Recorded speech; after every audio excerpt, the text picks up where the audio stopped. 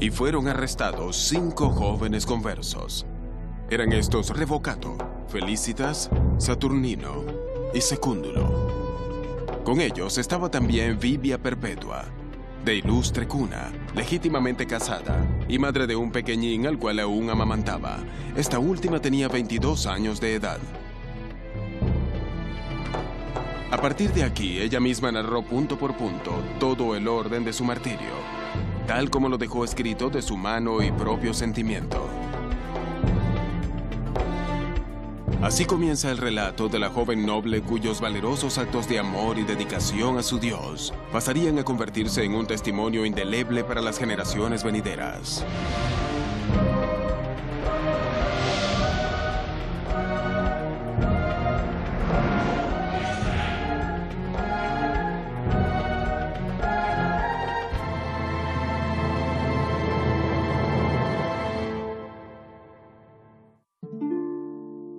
El relato de Perpetua está registrado en un documento denominado La Pasión de la Santa Perpetua y Felicitas, o en latín, Passio Sanctarium Perpetua el Felicitatus.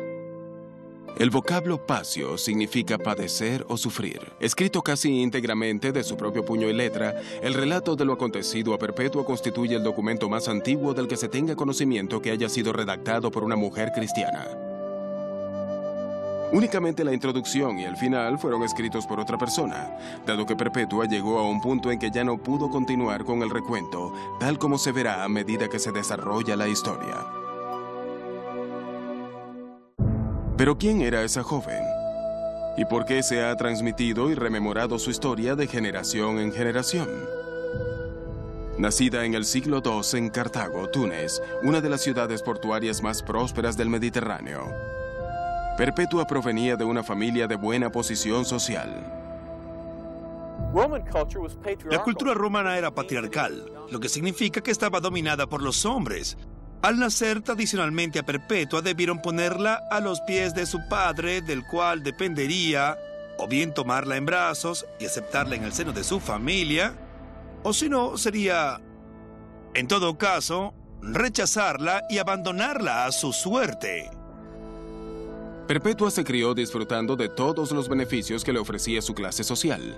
Privilegiada con una educación formal, dominaba el griego y el latín, aparte de contar con lo que en sus tiempos era una habilidad inusual: saber escribir. Por vivir en Cartago, debió haber tenido acceso a todo lo que deseaba: entretenimiento, elegantes atavíos y joyas costosas, esclavos y tiempo libre. Todo lo que podía desear. Hasta que un buen día, Perpetua conoció a unos seguidores de Jesucristo. En los primeros 2 o 3 siglos de la Iglesia, los creyentes se congregaban en las casas en lugar de hacerlo en lugares públicos. Naturalmente, aún no se habían edificado templos o iglesias cristianas, por lo que era más sencillo reunirse en casa de alguna familia cristiana. En algunos casos, el anfitrión dirigía la iglesia, pero no siempre. El único requisito era que se tratara de un hogar cristiano con espacio suficiente para congregar a todo el grupo. Una de las sospechas que se tenía con respecto a los cristianos era que practicaban el canibalismo, lo cual podría sonar descabellado a menos que se tome en cuenta la extraña cena de la Eucaristía, en que, según se decía, los cristianos comieron la carne y bebieron la sangre. También se los acusaba de incesto, debido a que en la familia de Dios se daba tanta importancia a las relaciones fraternales que los cristianos se llamaban entre sí hermano y hermana. Por ese motivo no era poco frecuente que un esposo se dirigiera a su esposa llamándola hermana, ni que la esposa se refiriera a su esposo como el hermano. A raíz de ello había sospechas de que se casaban entre hermanos. Se reunían clandestinamente, no solo para evitar sospechas, sino que en muchos casos se veían obligados a hacerlo muy temprano por la mañana, dado que sus miembros eran, digamos, esclavos y solo podían congregarse de madrugada antes de que comenzaran el trabajo. Sin embargo, la complicación subyacente que les ocasionaba roces, tanto con el imperio, con el gobierno y con sus vecinos, era el tema de la traición. Como los cristianos se negaban a adorar al emperador, se sospechaba que eran traidores contra el propio gobierno. La sociedad romana era sumamente supersticiosa y además politeísta. Creían que cada ciudad o aldea se encontraba bajo la protección de un dios particular. Tal creencia se extendió al punto en que se decía que determinados dioses eran asignados como guardianes de ciertas habitaciones de sus viviendas o incluso de ciertas puertas, aldabas o hasta recovecos de una casa. El concepto que se tenía de los dioses no era el de seres compasivos y misericordiosos, sino más bien el de deidades a las que se debía temer y reverenciar. La gente creía que si ofendía a los dioses, las consecuencias podían ser horrendas. El Imperio Romano era una sociedad politeísta, o sea, que adoraba a múltiples dioses. Sus deidades principales constituían un gran panteón que constaba de 12 dioses, entre los cuales se contaban Júpiter, Juno y Minerva, cuyos templos pueden apreciar a mi espalda.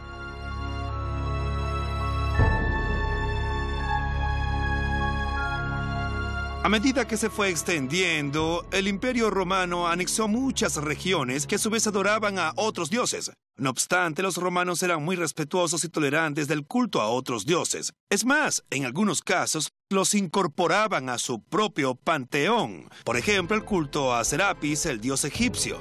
Lo único que esperaban los romanos era que sus nuevos residentes manifestaran el mismo grado de apertura y tolerancia ante las demás religiones.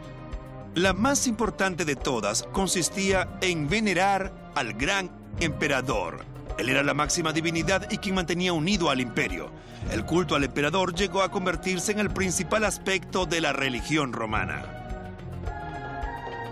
Ello suponía un inconveniente para los cristianos, quienes no podían aceptar ni tolerar otros dioses. Adoraban exclusivamente al único Dios verdadero. Y ello despertó sospechas por parte de los romanos. Al negarse a adorar a los dioses de los romanos, estos temían que sus dioses se volverían en contra del imperio y que les sobrevendrían grandes calamidades. De hecho, cada vez que había una inundación, plaga o hambruna, entonces el pueblo exigía: echen a los cristianos a los leones. Y así era como se desataban persecuciones, por solo el hecho de que temían a los cristianos y sospechaban de ellos por no plegarse estos últimos al culto de sus dioses ni del emperador. El mundo en que vivían estaba dominado por la existencia de múltiples dioses. Antes de realizar un trueque para obtener alimentos y otras transacciones por el estilo, se esperaba que la persona presentara una ofrenda al dios Mercurio, el dios del comercio, o algún otro dios. En realidad, lo que sucedía era que la principal zona comercial, el equivalente a los centros comerciales de la actualidad, estaba atestada de templos que se erigían en toda el área de comercio, de modo que vivían permanentemente rodeados de sus dioses y otro tipo de espiritualidades. Fue en ese contexto politeísta que Perpetua se enteró acerca del cristianismo y poco después decidió convertirse al cristianismo. No obstante, fue una decisión de envergadura. La iglesia primitiva hacía mucho hincapié en que a los nuevos conversos se les proporcionara una base muy sólida en la fe. Convertirse en cristiano tomaba tiempo, ya que implicaba un cambio drástico de modo de vida. En el Nuevo Testamento vemos relatos de personas que sin recibir a Cristo como Salvador, ellos son bautizados de inmediato. Pero cuando vamos a siglos posteriores de la historia de la Iglesia, vemos que quienes muestran interés en abrazar el cristianismo dedican determinado periodo de tiempo a estudiar la doctrina y comprender profundamente lo que supone su nuevo compromiso, sobre todo durante épocas de persecución.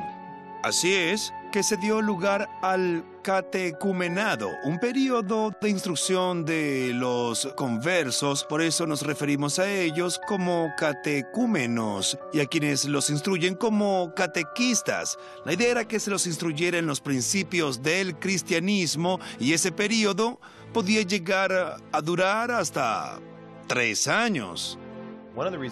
¿Por qué se le sometía a ese periodo de instrucción previa? ¿Cuáles son los componentes de la fe? ¿Quién es Cristo? ¿Quién es Dios? ¿Qué es el Espíritu Santo? ¿Qué se considera apropiado en la vida del cristiano? Se los instruía a fondo en esos asuntos porque se tenía el concepto de que una vez que se ingresaba a la vida de la iglesia, se ingresaba de lleno a ella. Cuando la persona era bautizada, significaba que las probabilidades de que padeciera persecución y perdiera la vida eran muy altas. Si bien no existe documentación que indique cómo fue que Perpetua entró en contacto con el cristianismo, Su propio relato nos cuenta que 2 de sus esclavos se unieron a ella en su conversión.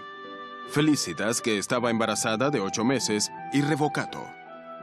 En su grupo estaban también los catecúmenos Secúndulo y Saturnino.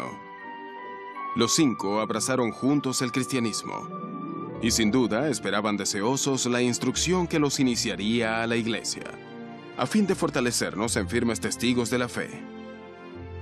Sin embargo, lo que menos imaginaban era que ciertos imprevistos los pondrían en una situación que pondría a prueba su fe por completo. En el año 202, el emperador Septimio Severo proclamó un edicto en que prohibía toda conversión al cristianismo. No se sabe a ciencia cierta qué razones motivaron dicho edicto. Podría ser que como Septimio Severo se acababa de asociar con el dios Serapis de Egipto, quería promover ese culto. O bien porque durante sus travesías por Egipto se dio cuenta de que judíos y cristianos estaban cobrando demasiada influencia en Oriente y consideró oportuno poner coto a su impacto en el imperio. Lo que sí se sabe es que la persecución más brutal se dio en Alejandría, en Egipto, y también en África del Norte, que era donde vivía Septimio Severo.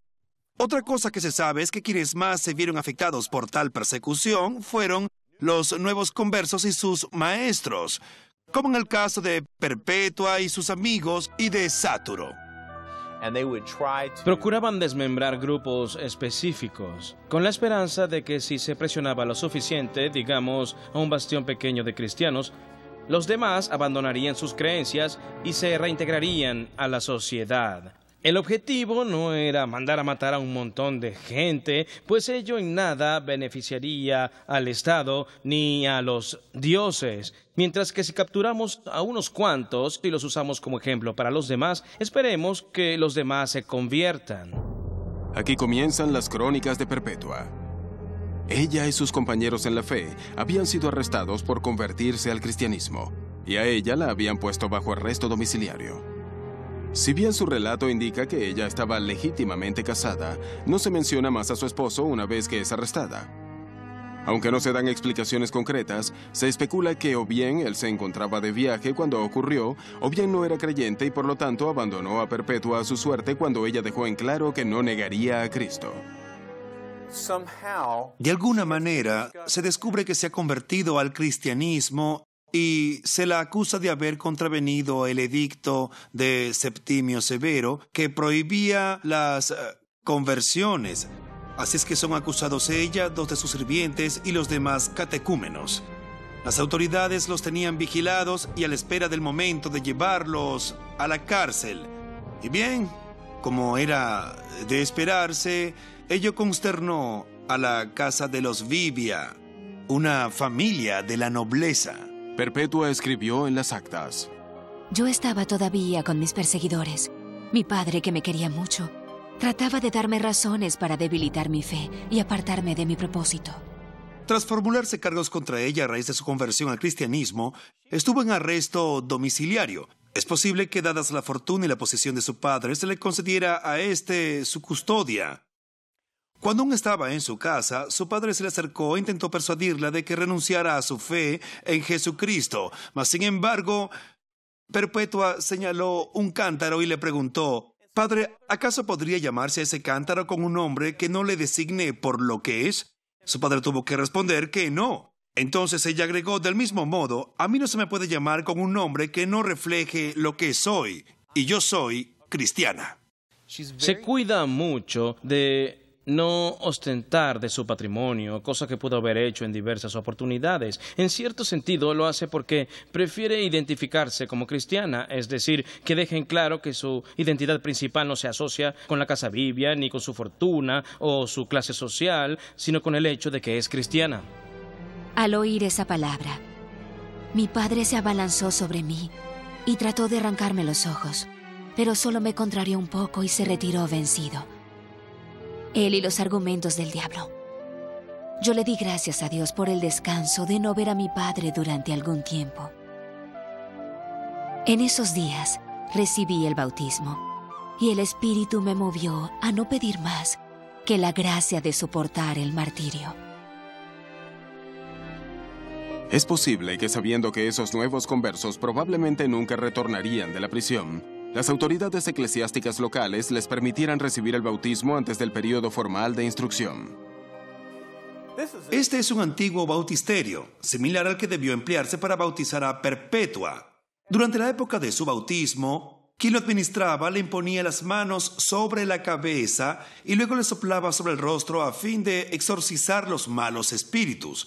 Luego hacía la señal de la cruz sobre la frente de la conversa y ésta se desnudaba en señal de que renunciaba a su antigua vida. Luego se la purificaba con el aceite de la purificación y eso lo hacían de pies a cabeza. A continuación ingresaba en las aguas bautismales, donde quien la bautizaba la sumergía completamente 3 veces a medida que ella afirmaba que creía en Dios, el Padre, Jesucristo su único Hijo y el Espíritu Santo. Tras el bautismo salía del agua para ser ungida una vez más antes de vestirse de lino blanco, lo que simbolizaba para entonces la pureza de su nueva vida. Entonces participaba por primera vez de la Eucaristía con el pan y el vino. Si bien en aquella época en Cartago se acostumbraba a dar al nuevo converso una mezcla de leche con miel, lo que simbolizaba su ingreso a la tierra prometida. Fue en ese momento que Perpetua se integró definitivamente a la comunidad cristiana de Cartago. Al poco tiempo, nos trasladaron a una prisión donde yo tuve mucho miedo, pues nunca había vivido en tal oscuridad. ¡Qué día más espantoso! El calor era insoportable por el hacinamiento. Los soldados nos trataban brutalmente, pero mi mayor preocupación era por el pequeñín.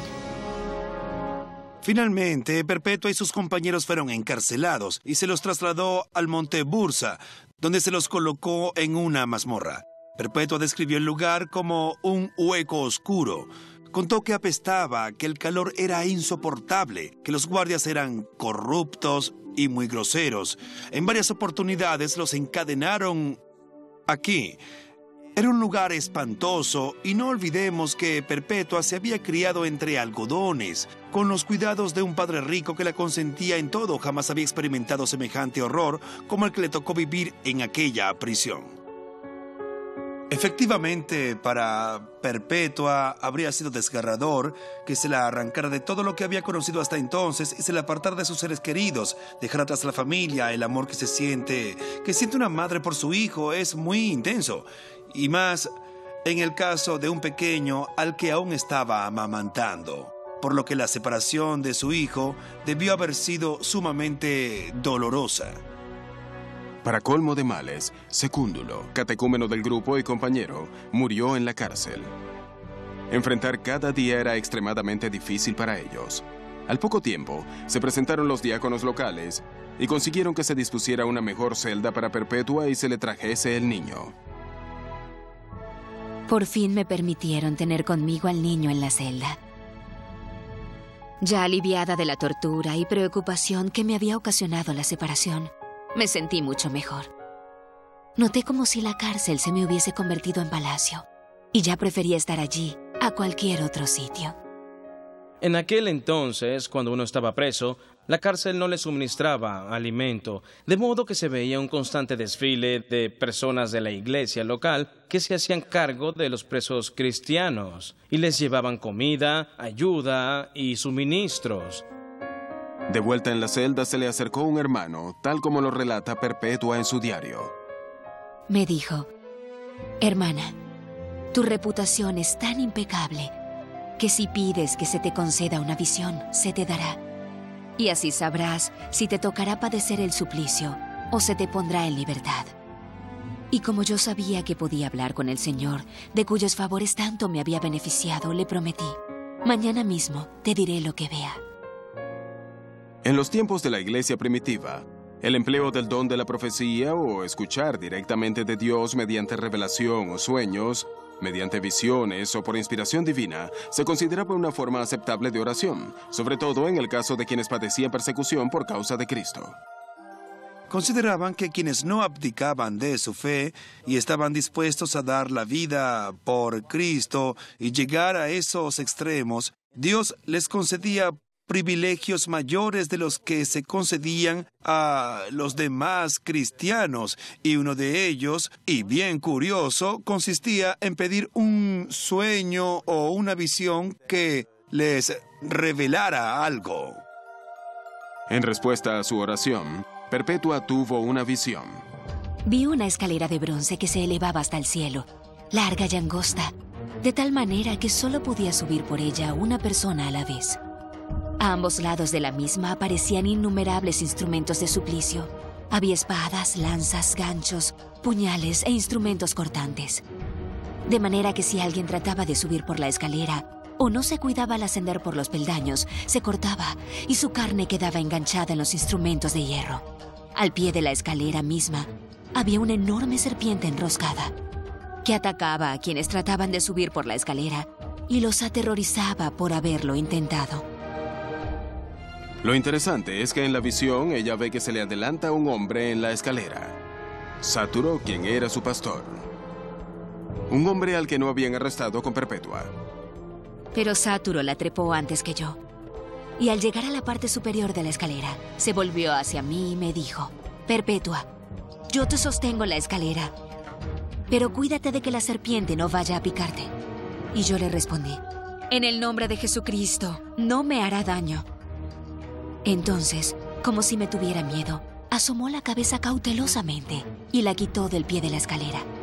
Entonces yo, como si pisara el primer peldaño, le pisé la cabeza y comencé el ascenso. Y ante mis ojos se abrió como un inmenso jardín. En medio del jardín estaba sentado un hombre de cabello cano, vestido con ropas de pastor, y ordeñaba a sus ovejas. A su alrededor había millares de personas vestidas de blanco. Y levantando la cabeza, el hombre de cabello blanco fijó los ojos en mí y me dijo: bienvenida, hija. Y pronunciando mi nombre, me dio a comer un bocado de queso que estaba cuajando. Yo lo recibí con mis manos juntas y lo comí. Y todos los que estaban allí dijeron: amén. Al sonido de las voces volví en mí, y todavía me quedaba sabor dulce en la boca. De inmediato conté todo lo ocurrido a mi hermano, y entendí que me esperaba el martirio, por lo que perdí la esperanza en esta vida terrenal. Lejos de asustarla, la visión inspiró y animó a Perpetua y a sus compañeros. Les quedó claro que serían liberados y triunfarían sobre el diablo por medio del martirio. El queso de la visión, o la leche que se estaba cuajando, simbolizaba la tierra de leche y miel, o la promesa de cosas mejores que habrían por venir. Naturalmente sintieron una mezcla de gozo y tristeza humana.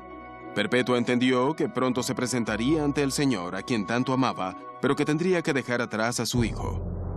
Felicitas, embarazada de 8 meses, comenzó a pensar en qué otro creyente podría cuidar de su hijo. Es importante tomar en cuenta que aún tenían la posibilidad de echarse atrás y renegar de su fe, con lo que los liberarían en el acto y les permitirían reunirse con sus seres queridos. Sin embargo, su fe prevaleció y su decisión de permanecer presos fue una clara muestra de valor, dedicación y fe en los valores eternos. Recibieron las noticias de su inminente martirio con esperanza y hasta con gozo, pues para aquellos cristianos de la iglesia primitiva, el martirio era un gran honor. No es que ellos lo buscaran, sin embargo, lo aceptaban gozosos una vez que les venía. Era algo que se les había advertido de antemano. Si te vuelves cristiano, digamos, el martirio es una posibilidad muy real. De modo que esperaban, perseveraban en su fe, y si les sobrevenía, lo aceptaban. Pocos días después, se nos anunció que compareceríamos para ser juzgados. También mi padre me visitó. Se le veía turbado y agotado de la preocupación. Acercándose a mí, me dijo para tratar de hacerme cambiar de parecer: hija mía, ten compasión de mis canas. Ten compasión de tu padre, si es que merezco de ti el nombre de padre. Y pues he hecho con el trabajo de estas manos que llegases hasta la flor de la juventud, e incluso te he preferido sobre todos tus hermanos. No me avergüences a los ojos de los hombres. Piensa en tus hermanos, piensa en tu madre, en tu hijo, que no podrá sobrevivir a tu muerte. No seas empedernida. No nos provoques la ruina a todos nosotros. Estas palabras ponían en los labios su corazón de padre. Me besaba las manos, echaba mis pies y con lágrimas me suplicaba: llamándome no hija, sino señora mía. Incluso se le acerca a su padre a rogarle que cambie de parecer. Se pone de rodillas delante de ella y la llama señora mía, según la crónica. Trata por todos los medios de apelar a su sentido de rango, de posición económica, a su sentido de lo que debe ser el adecuado trato social. Lo intenta todo con la esperanza de que ella se retracte de su cristianismo. Yo era la primera en sentir el trance de mi padre, pues veía que no se alegraba de mi martirio. De modo que procuré consolarlo diciéndole, pase lo que pase en los tribunales, que se cumpla la voluntad de Dios. Pero él se alejó de mí sumamente acongojado. En otra oportunidad, cuando nos encontrábamos comiendo, de pronto se nos llevó a juicio. Nos llevaron al foro, donde una gran multitud se había reunido. Los prisioneros fueron llevados ante Hilariano, el procónsul, para que dictase su sentencia. Los demás llegaron antes y uno por uno confesaron su fe en Jesucristo. Una vez más vino mi padre, esta vez trayendo a mi hijo. Y mientras yo subía las escalinatas, exclamó de modo que lo oyese, ofrece el sacrificio, ten piedad de tu hijo. Pero ella se negó. Lo que su padre le pedía era que ofreciera una pizca de incienso e hiciera un juramento ante el genio del emperador. A lo que se refería con eso del genio del emperador era a su mal espíritu, o su demonio. Para los cristianos, jurar por el genio del emperador equivalía a adorar un demonio. Además, se esperaba que hicieran la confesión Caesar Escurias, es decir, César es Señor. Sin embargo, conocían las escrituras que decían Eaesus Escurias, Jesús es el Señor. De modo que Perpetua se negó a adorar al emperador. Hilariano, el procurador, dijo, ahórrale semejante dolor a tu padre en su vejez. Apiádate de tu hijo.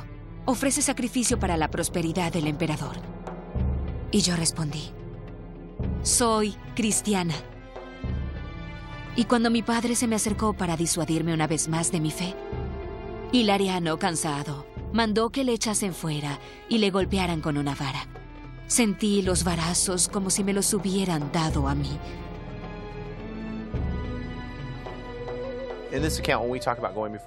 Cuando hablamos de comparecer ante un tribunal, nos referimos a una práctica muy común de la época. Según el derecho romano, a uno se le concedía una oportunidad de renegar de su fe y reintegrarse a la sociedad. Era la oportunidad de rehabilitarse y volver a ser un ciudadano normal de la civilización. Hay millares de crónicas de cristianos que se presentan ante aquellos tribunales y de las preguntas que les hacían. Y la pregunta que aparece en todas las deposiciones, la pregunta que Perpetua y sus compañeros deben haber escuchado es, ¿crees en Jesucristo y eres cristiano? Y prácticamente en todos los casos la respuesta es sí. ¿Entiendes que tu fe te costará la vida? ¿O te das cuenta de que esto te enviará a la muerte? ¿Que tendremos que matarte? Sí. Lo que dicen es, te estamos dando una oportunidad de decir que ya no crees en Dios. Maldice a Dios solo por esta vez y podrás seguir adelante como si nada hubiese pasado. Algunas de esas crónicas indican que les decían, maldice a Dios solo por esta vez. Y si quieres puedes volver a creer en Dios y en Jesús. A nosotros no nos importa, solo por esta vez. Pero los cristianos repetían una y otra vez, no. Y no, Jesús es mi Dios. Total que Perpetua se negó a adorar al emperador. Por eso, cuando el procónsul Hilariano le preguntó, ¿eres cristiana? Ella le respondió, sí, lo soy. La sentenció a morir en garras de las bestias salvajes, y su padre abandonó el recinto llevándose consigo al niño. Aquella fue la última vez que vio a su bebé en esta vida. Y todos, alegres, bajamos a la cárcel. Como ya el niño se había habituado a tomar el pecho y estar conmigo en la cárcel, mandé a prisa al diácono Pomponio a pedirle el niño a mi padre. Este se negó a darlo. Pero gracias a Dios, resultó que al niño se le quitaron las ganas de comer. Y a mí ni siquiera me dio fiebre por la molestia de los pechos. Sabe que está obedeciendo las órdenes de Cristo y dejar atrás madre y padre, hermanos y hermanas, para seguirlo por encima de todo. Sabe que le está costando las relaciones que tiene con sus familiares. Sin embargo, es algo que considera que tiene que hacer a fin de seguir leal a su fe. Así, Perpetua se separa definitivamente de su familia, y es en ese momento, cuando se encuentra comiendo, que de pronto pronuncia el nombre. Dinócrates. Dinócrates había sido su hermano menor. Había muerto a los 7 años de un cáncer facial y hacía tiempo que no pensaba en él. Sin embargo, de pronto lo recordó pronunciando su nombre y se le ocurrió que en ese instante se le concedía el gran honor de orar por su hermano, cosa que se dispuso a hacer. Empecé a encomendárselo al Señor con oraciones y profundos gemidos. Aquella misma noche, esto fue lo que vi. Vi a Dinócrates saliendo de un lugar tenebroso, en que había otras muchas personas. Estaba sediento y acalorado, sus ropas sucias y estaba pálido. Su rostro estaba desfigurado por la llaga que tenía cuando murió. Entre él y yo se interponía una sima muy ancha, que ni él ni yo podíamos salvar. Cerca de él había un estanque lleno de agua cuyos bordes eran demasiado altos para un niño de su edad. Dinócrates se empinaba haciendo esfuerzos para beber, y yo sufría viendo que no alcanzaba. Me despertó y comprendí que mi hermano sufría. No obstante, sabía que podía ayudarlo, de modo que recé por él de aquel día en adelante. Quienes confesaban abiertamente su fe en Cristo, de tal manera que los encarcelaban y amenazaban con el martirio, sentían que contaban con el poder de las llaves que les permitían cerrar y abrir. En cierta forma, esas llaves les eran dadas a ellos y no a todos los cristianos. Así lo vemos al estudiar los recuentos de los sueños de Perpetua y sus oraciones por Dinócrates. Así fue que Perpetua oró, y a la larga... Y entonces tuve otra revelación. Vi de nuevo ese lugar que antes había sido muy oscuro, solo que ahora la luz había sucedido a las tinieblas. Estaba Dinócrates bien vestido, fresco y radiante. La llaga de su rostro se había cicatrizado. Los bordes del estanque estaban a su alcance. Y después de saciar la sed, vi que se fue a jugar a la manera de los niños. Y entonces desperté. Fue entonces cuando comprendí que había sido liberado de su lugar de castigo. Aunque tal vez no alcancemos a comprender plenamente la visión de Perpetua, sí nos queda claro que no tenía reparos en plantearle al Señor con absoluta confianza la preocupación que sentía por su difunto hermano. Y podemos alegrarnos de que Dios le concediera cierta medida de consuelo, lo cual le dio la paz que tanta falta le hacía en medio de su valiente sufrimiento. Quienes más buscaban ese poder de las llaves, que les permitía perdonar en circunstancias extremas, eran aquellos que no conseguían soportar la persecución, aquellos que renunciaban a su fe ante la presión, y luego deseaban regresar a la iglesia. Se presentaban ante los confesores que sí habían sobrevivido la persecución y les pedían perdón. Se suponía que a quienes habían guardado la fe, a pesar de haber padecido persecución, se les concedía una gracia especial, una especie de mérito que podían, extender a otros en señal de perdón. Es otro ejemplo del poder de las llaves, el poder para atar o poner en libertad, para perdonar o negar entonces el perdón. Mientras ellos se hallaban presos, Asáturo, el hombre al que Perpetua había visto subir las escaleras de bronce delante de ella en su visión, le llegó el momento de tomar una decisión. Al referirse a él, Perpetua lo llama el que nos edificaba. Es muy probable que él fuera su pastor, y que movido por el amor por aquellos a quienes apacentaba, haya solicitado permiso a las autoridades romanas para unirse a los prisioneros y acompañarlos en su destino. La relación entre un catequista y sus catecúmenos era muy personal, digamos que muy estrecha. El periodo de instrucción se llevaba a cabo por grupos pequeños y no solo era él su instructor, sino también su pastor. Había un fuerte elemento de apacentamiento, de pastoreo, una gran ternura hacia aquellos individuos que lo motivó a entregarse a las autoridades y decir entonces, yo también soy cristiano, tengo que estar a su lado en la cárcel. Es increíble el efecto que tiene la persecución sobre el cuerpo de Cristo. Algo que se da casi de inmediato es la unidad. E incluso hoy en día, si observamos a las comunidades que son perseguidas por su fe en Jesucristo, vemos una unidad verdaderamente impresionante. De pronto deja de importar a qué denominación se pertenece. De un momento a otro, ciertos asuntos de doctrina y dogma que antes nos dividían parecen esfumarse. ¿A qué se debe ese fenómeno? A lo que está en juego, quien en el fondo es Jesucristo. Y lo que repiten esas personas una y otra y otra y otra vez es: no puedo, soy cristiano. Ya lo han demostrado en su propia vida, en el ejercicio de su fe. Han dejado muy en claro una y otra vez que su identidad, la cuestión del quién soy, no la definen ni sus puestos de trabajo ni su posición social, sino el hecho de creer en Jesucristo. Eso los define como personas y constituye la creencia sobre todo lo demás.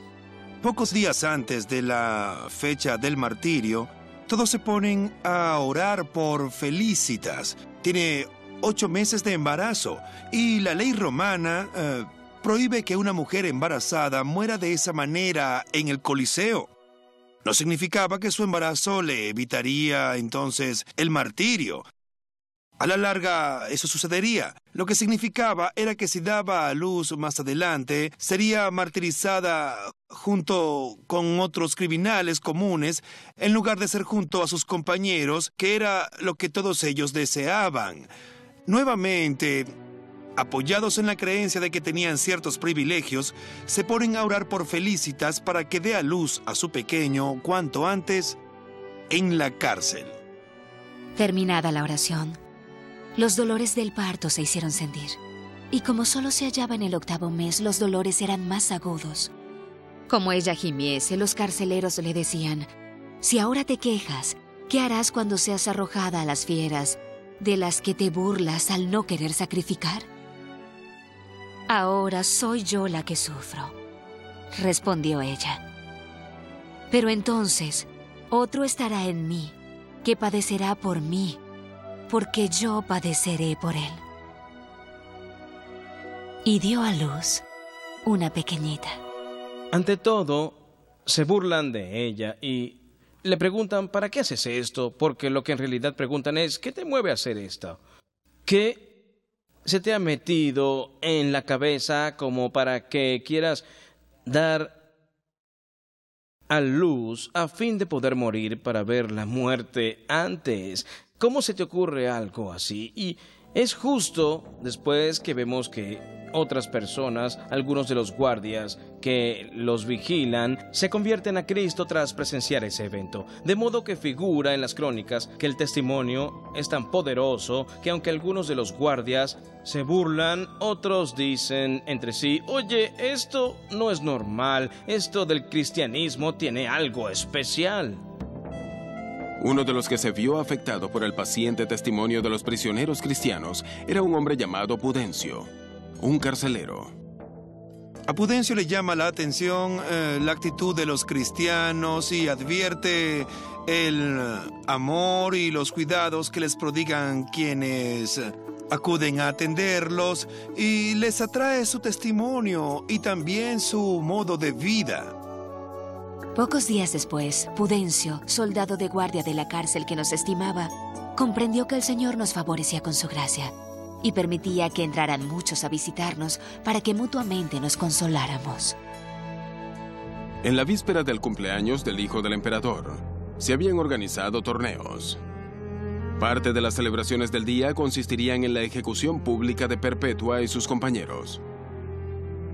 Sabiéndolo, oraron por fortaleza y recibieron visiones y consuelo.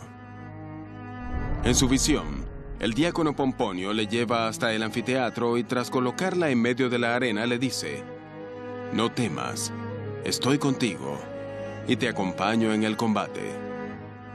Y se marchó.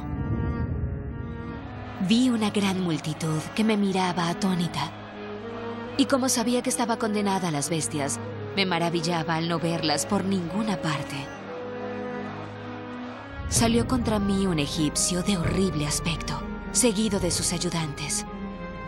A mí se acercaron mis auxiliares y partidarios, unos jóvenes hermosos, y me transformé en varón.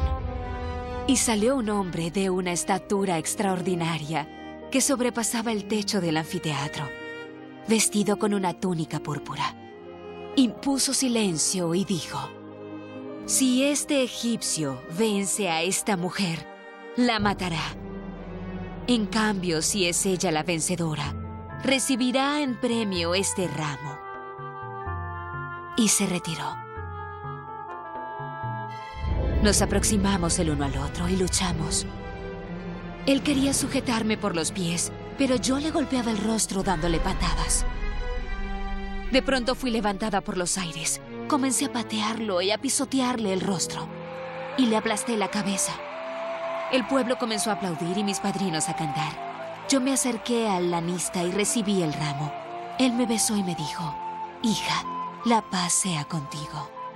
En esto desperté y entendí que no había de luchar contra las fieras, sino contra el diablo. Pero estaba segura de mi victoria.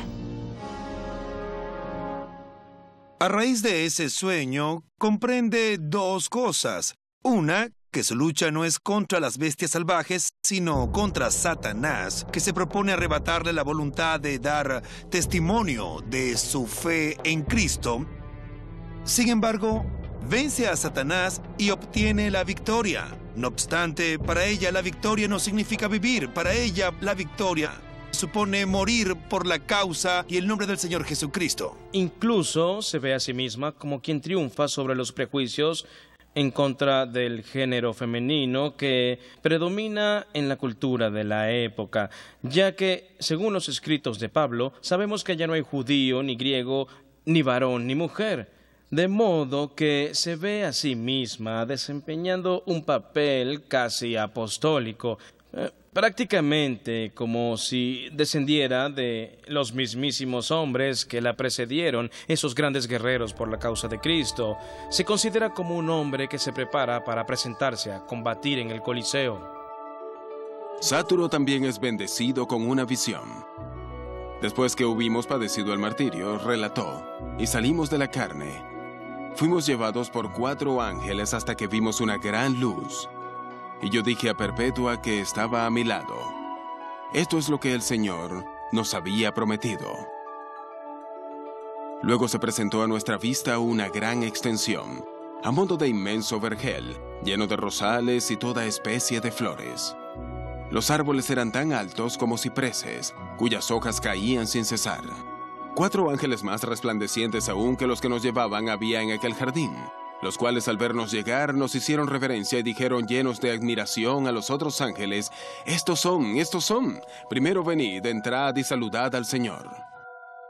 La noche anterior a su ejecución se les concedió una última comida, costumbre que perdura hasta la fecha de hoy, la de darle al preso su última comida. Sin embargo, en ese caso se hacía con la intención de dar a los presos una última oportunidad de ofrecer un sacrificio al emperador, de comer en su honor. La comida se les ofrecía por su gran generosidad. Sin embargo, no hicieron caso a nada de eso y convirtieron la reunión en una fiesta de ágape, una comida de comunión, una oportunidad para disfrutar juntos de la relación que compartían los unos con los otros e indudablemente como una ocasión para adorar al Señor.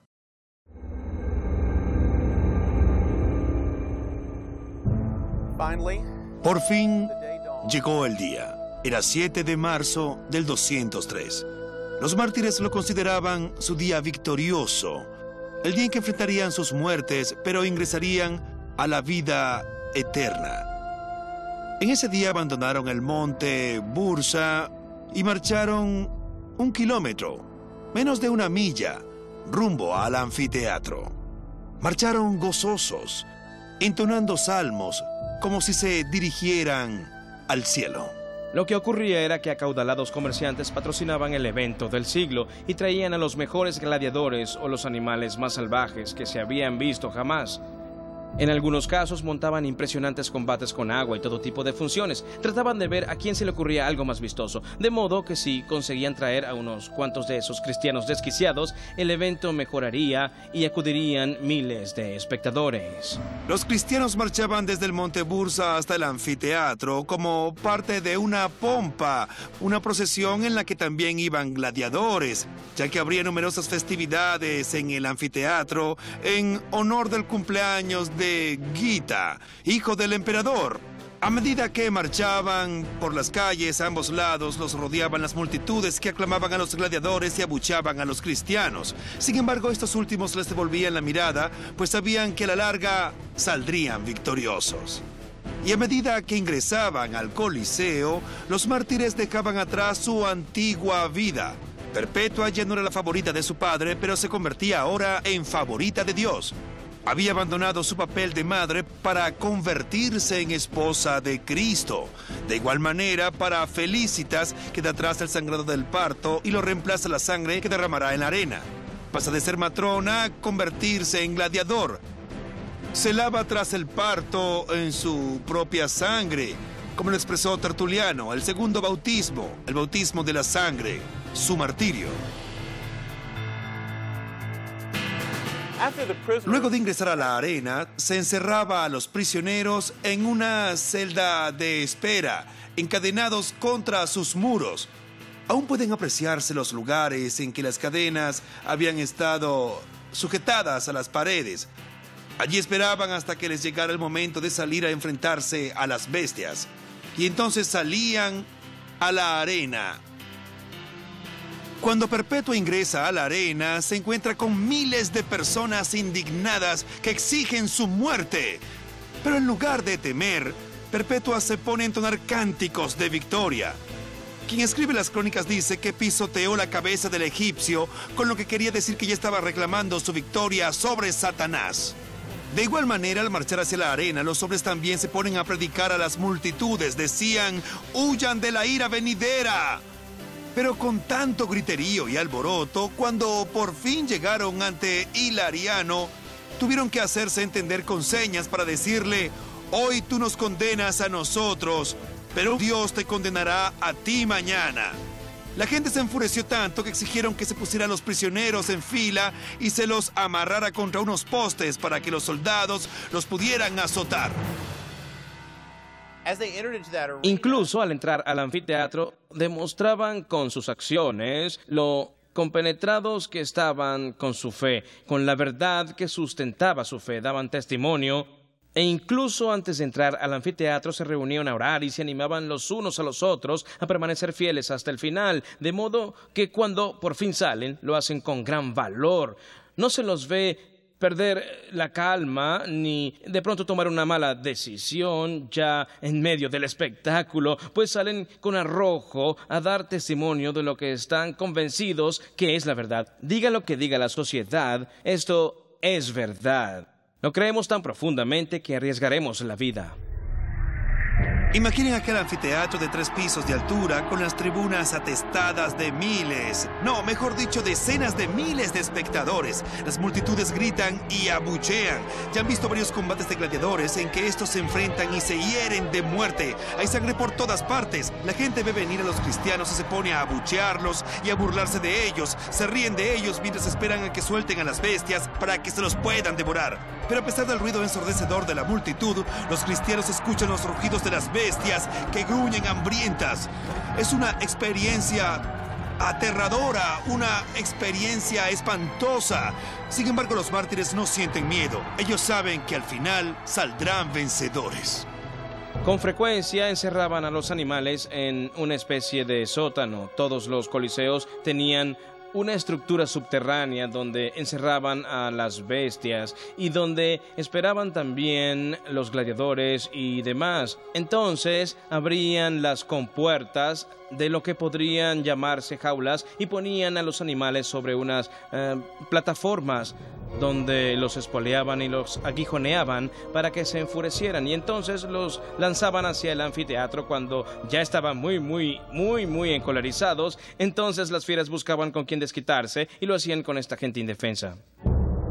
Llegados a la entrada del anfiteatro, quisieron vestir a los hombres con el hábito de los sacerdotes de Saturno y a las mujeres con el de las sacerdotisas de Ceres.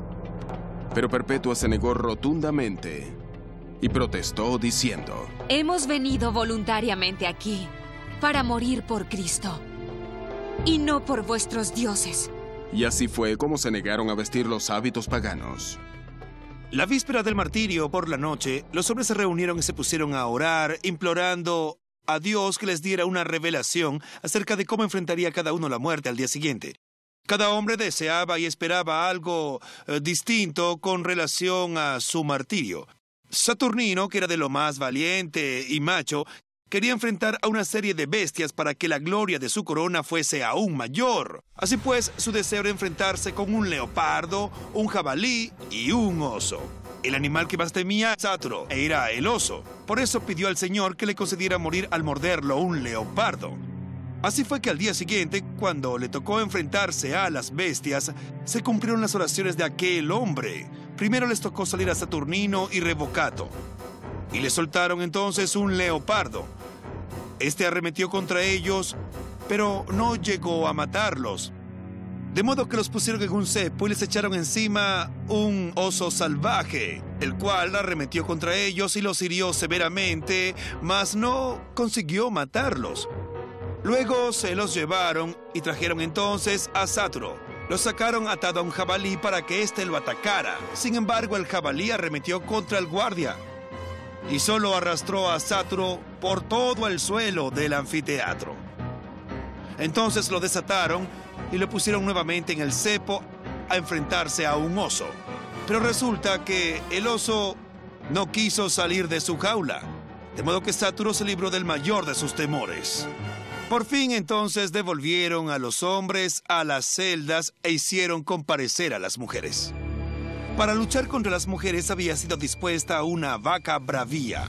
El cronista escribe que sin duda el diablo había inspirado tal idea como para insultar a su sexo, poniéndoles un animal de su mismo género, que jamás se usaba en estos juegos, a fin de que la bestia pudiese atacar y lastimar a las mujeres, pues las metieron en una red y las ataron a la vaca salvaje. Así fue que la vaca las arrastró por la arena, las pisoteó y las arrojó por los aires, hiriéndolas severamente. Dice que Felicitas perdió el conocimiento y que Perpetua tuvo que ayudarla a levantarse. A Perpetua se le había roto toda la túnica, de modo que ella se la arregló, y dice el cronista que estaba más preocupada del pudor que del dolor, del cual era víctima.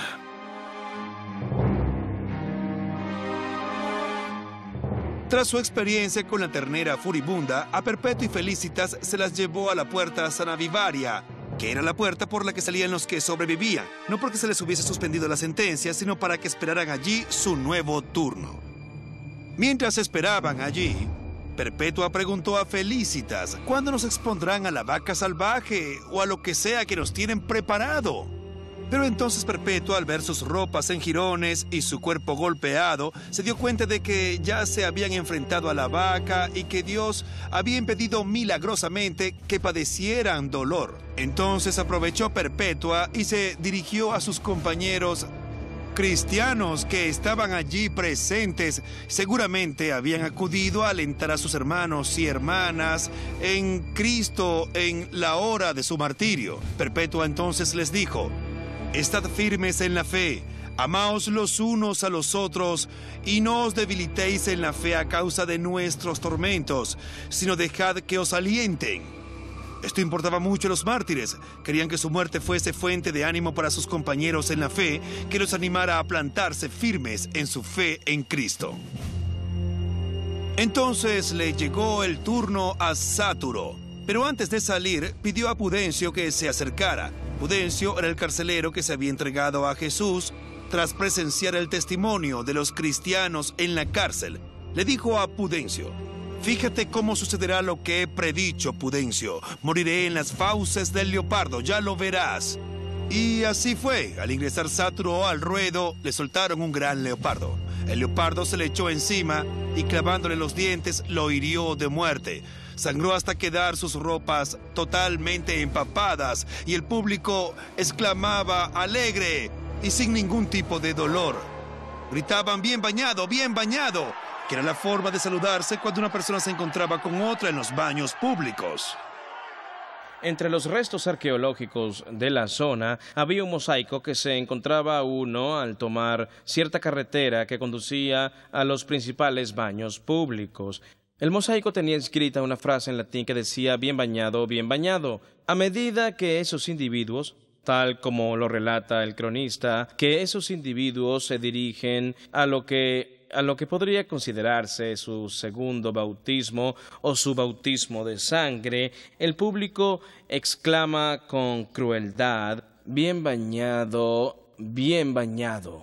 como lo hubiesen hecho si se hubiesen dirigido a los baños locales. Pero el autor usa la frase para demostrar que lo que estaba ocurriendo era precisamente eso, que estaban a punto de recibir su segundo bautismo, que era su bautismo de sangre. Una vez más, Sáturo llama a Pudencio a su lado y le dice: recuérdame y recuerda la fe, sé fuerte. Y luego pide a Pudencio que le dé el anillo que lleva puesto. Toma el anillo y lo introduce en su herida y se lo regresa a Pudencio bañado en sangre, mientras le dice: guarda esto en memoria de mí y de la sangre que derramé. Entonces Sáturo muere, cumpliéndose así lo que había profetizado, que moriría en las fauces del leopardo. Tras la muerte de Sáturo, su cuerpo fue trasladado al pórtico de la muerte, donde aguardaban los otros prisioneros. Era normal que se llevara a los presos a aquel lugar antes de rematarlos o decapitarlos. Sin embargo, en aquella oportunidad, la muchedumbre embravecida quiso que se los trajera nuevamente al anfiteatro para presenciar el dolor que les infligía la espada al morir. Así fue que los cristianos que aún tenían las fuerzas para arrastrarse hasta el medio del ruedo lo hicieron, mientras que los demás tuvieron que ser arrastrados por otros. Allí sellaron los cristianos su martirio con el ósculo de la paz y se despidieron con un beso. A medida que les llegaba el turno de morir, Perpetua fue la última. El gladiador novato al que le asignaron la tarea no tenía suficiente experiencia y se dice que Perpetua padeció nuevamente cuando la espada del gladiador erró en el primer golpe y le hizo un tajo muy grande aquí en la clavícula. Ella gimió del dolor y luego tomó la mano del gladiador y guió la espada hacia su propia garganta. Quienes presenciaron su muerte dijeron: tal vez porque una mujer tan grande solo podía morir voluntariamente.